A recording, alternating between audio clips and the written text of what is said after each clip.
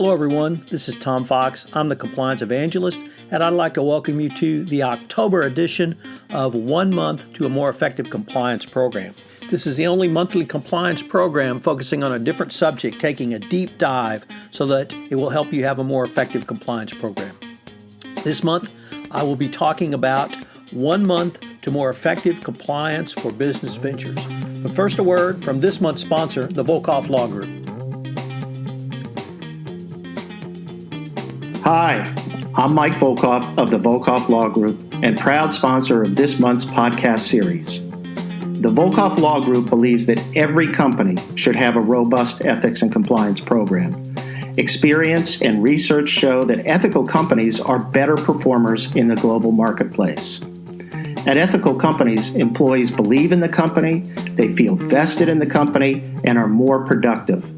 As a result, misconduct rates are much lower and financial performance is higher. We can help you achieve these benefits through an effective ethics and compliance program. The Volkov Law Group specializes in corporate compliance, internal investigations, and white-collar defense. We are your partners in our joint mission of building an effective ethical culture for your company. Our 10 years experience shows that business cultures can change. We are committed to work with you to achieve an ethical culture in your company. We address your company's anti-corruption, antitrust, trade and sanctions, anti-money laundering, and other regulatory and legal risks.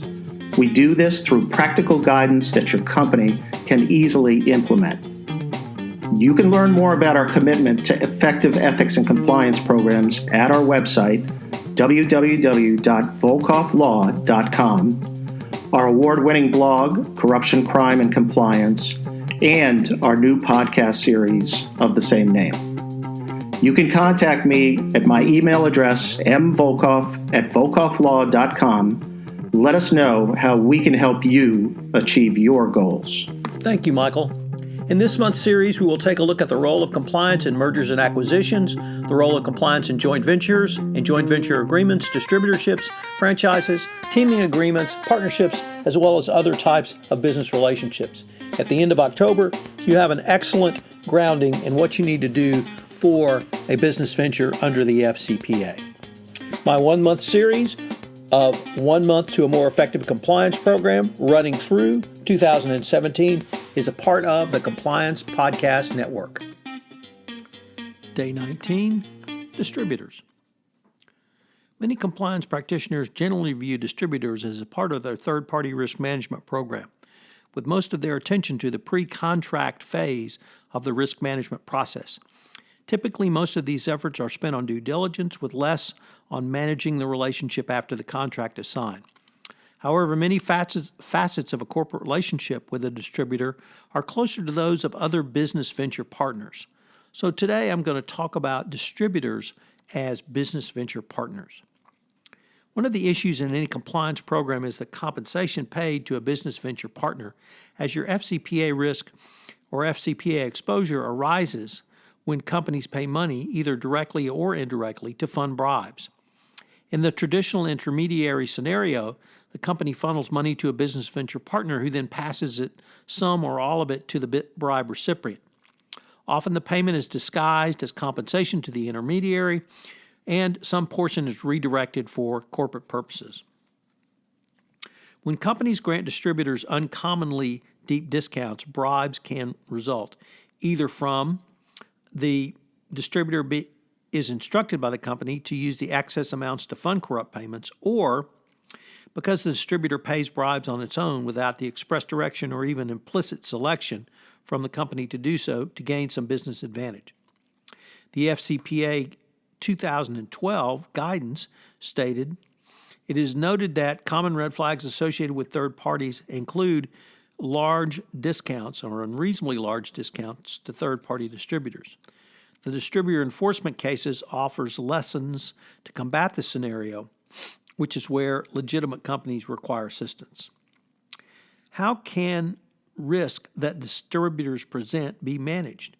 Well, certainly one mechanism is to install a distributor discount policy and monitoring system tailored to the company's operational structure. In virtually every business, there exists a range of standard discounts granted to distributors. Under the approach recommended, discounts within that range may be granted without the need for further investigation, explanation, or authorization, absent, of course, some glaring evidence that the distributor intends to use even the standard cost-price delta to fund corrupt payments. Where the distributor requests a discount above the standard range, however, the policy should require legitimate justification. Evaluating and endorsing that justification requires 3 steps. Relevant information about the contemplated elevated discount must be captured and memorialized. Requests for elevated discounts should be evaluated in a streamlined fashion with tiered levels of approach, such as higher discounts require higher ranking and official approval. And 3 elevated discounts are then tracked along with their request and authorization to facilitate the auditing, testing, and benchmarking process going forward. This process also works to more fully operationalize your compliance regime, as it requires multiple and increasing upper levels of management involvement, approval, and oversight. Through whatever means are the most efficient, a discount authorization request template should be prepared, while remaining mindful of the need to strike a balance between the creation of unnecessary red tape and the need to mitigate risk. The discount authorization request template should be designed to capture a given request and to allow for an informed decision about whether it should be granted. Because the specifics of a discount authorization request are critical to evaluating its legitimacy, it is expected that the employee submitting the discount authorization request will provide details on how the request originated, i.e., whether a request from the distributor or contemplated offer by the company, as well as the legitimate justification for the elevated discount. In other words, why was it given? Was it volume-based or some other reason? In addition, the discount authorization request template should be designed to identify gaps in compliance that may otherwise go undetected, such as the confirmation that the distributor executed a certification of FCPA compliance. Next, channels should be created to evaluate the discount authorization requests. The precise structure of that system will depend on several factors, most notably the risk profile of your company, but it is ideally the goal should be to allow for tiered levels of approach. Usually 3 levels of approval are sufficient, but this can be expanded or contracted as determined by your company's risk assessment and your risk profile. Ultimately, the greater discount contemplated, the more scrutiny the discount authorization request should receive. Factors to be considered in constructing the approval framework include the expected volume of discount authorization request and the current organizational structure of your company. The goal is to ensure that all discount authorization requests are vetted in an appropriately thorough manner without negatively impacting the company's ability to efficiently operate. This should also mandate the operationalization of your compliance of this compliance issue into multiple disciplines within your organization. Once the information is gathered, reviewed, and the approval processes are formulated, there must be a system in place to track, record, and evaluate the discount authorization requests, both those approved and denied. This captured data can provide invaluable insight into FCPA compliance and beyond. By tracking the total number of discount authorization requests, the company will find themselves, or should find itself, better able to determine where and why there was a request for an increase, whether the standard range should be raised or lowered, and gauge the level of commitment to compliance within the company.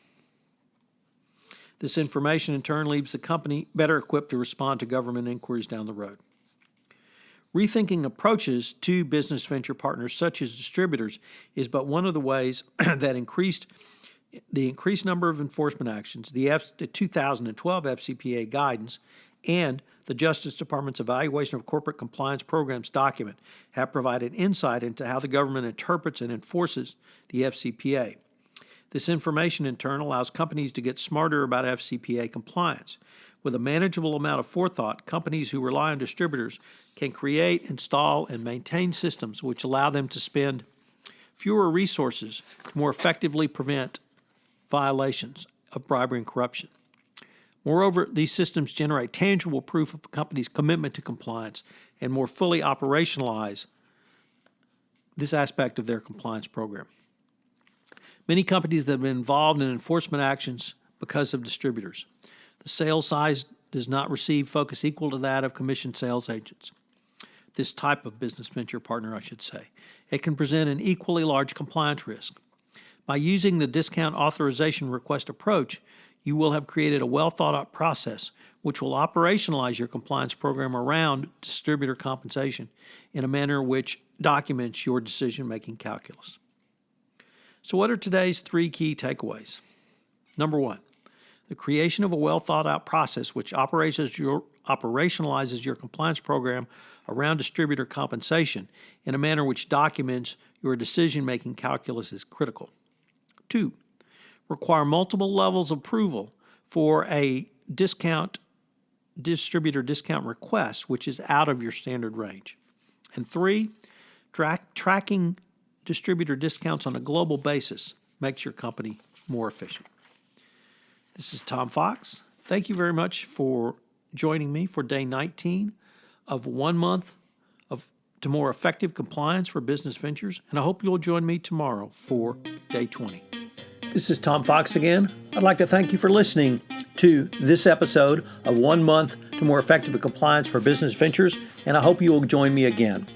If you have listened to this podcast on iTunes, I would greatly appreciate it if you would rate the podcast, as it would help in our rankings and help get the word out about the only daily podcast which will bring you a more effective compliance program.